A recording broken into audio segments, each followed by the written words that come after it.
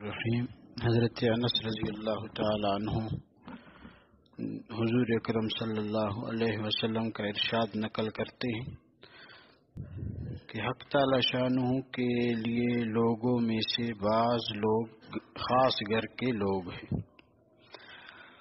صحابہ نے عرض کیا کہ وہ کون لوگ ہیں؟ فرمایا کہ قرآن شریف والے، وہ اللہ کے اہل ہے اور خواص ہے۔ قرآن والے وہ لوگ ہیں جو ہر وقت کلام پاک میں مشغول رہتے ہوں، اس کے ساتھ خصوصیت رکھتے ہوں، ان کا اللہ کے اہل و خواص ہونا ظاہر ہے۔ اور گزشتہ مضمون سے واضح ہو گیا کہ جب یہ ہر وقت کلام پاک میں مشغول رہتے ہیں تو الطاف باری بھی ہر وقت ان کی طرف متوجہ رہتے ہیں، اور جو لوگ ہر وقت کے پاس رہنے والے ہوتے ہیں وہ اہل اور خواص ہوتے ہیں۔ کس قدر بڑی فضیلت ہے کہ ذرا سی محنت سے اللہ والے بنتے ہیں، اللہ کے اہل شمار کیے جاتے ہیں اور اللہ کے خواص ہونے کا شرف حاصل ہو جاتا ہے۔ دنیاوی دربار میں صرف داخلہ کی اجازت کے لیے، ممبروں میں صرف شمول کے لیے کس قدر جانی و مالی قربانی کی جاتی ہے، ووٹروں کے سامنے خوشامد کرنی پڑتی ہے، ذلتیں برداشت کرنی پڑتی ہے، اور اس سب کو کام سمجھا جاتا ہے، لیکن قرآن شریف کی محنت کو بیکار سمجھا جاتا ہے۔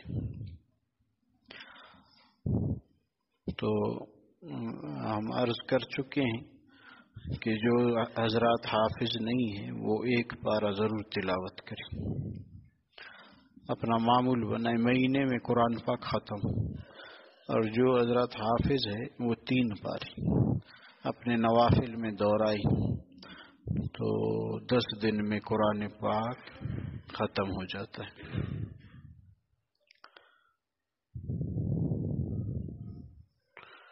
اللہ اکبر۔ اور سورہ یاسین صبح کے وقت معمول ہو، اور شام کو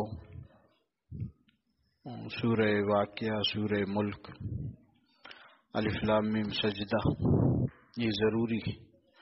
قرآن پاک سے لگاؤ، دلچسپی۔ فرمایا قرآن پاک کا بڑا نور ہے، بہت بڑا۔ ہم نے بزرگوں کی زیارت کی ہے آخر عمر میں، بس قرآن پاک سامنے، اس میں تدبر کرتے، اس کی تلاوت کرتے، اور اگر کوئی بات کرتا تو بند کرتے، اس کے بعد کا جواب دیتے، پھر قرآن پاک۔ نبی پاک صلی اللہ علیہ وسلم پہ اترنے والا ذکر ہے قرآن پاک، اس کو وقت دیتی۔ اور عجیب کتاب وفادار، میں پہلے عرض کر چکا ہوں کہ قبر میں سب چلے جائیں گے رکھ کر، ایک خوبصورت نوجوان آئے گا قبر میں، وہ اس مردے کو کہے گا آپ گھبرائے نہیں، سب چلے گئے، میں تمہارے ساتھ ہوں۔ جب منکر نکیر آئیں گے اس کا جواب بھی دو گے، میں تمہارے ساتھ ہوں۔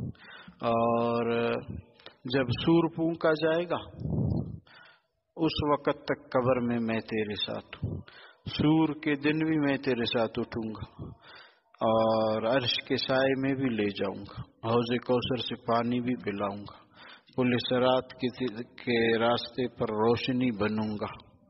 نوجوان خوبصورت، جنت میں تجھے داخل کروں گا۔ وہ مردہ اسے کہتا ہے، عورت ہے یا مرد ہے مردہ، وہ کہتا ہے کہ تم کون ہو؟ میں نے نہیں پہچانا۔ کہا میں قرآن پاک ہوں، میں وفادار ہوں، یہ روایت موجود ہے، میں بے وفا نہیں ہوں، کبھی تم مجھے آہستہ پڑھتے تھے، کبھی آواز سے۔ خوش قسمت وہ ہے جو تہجد کے اوقات میں اس کی تلاوت کرے، اللہ توفیق عطا فرمائے۔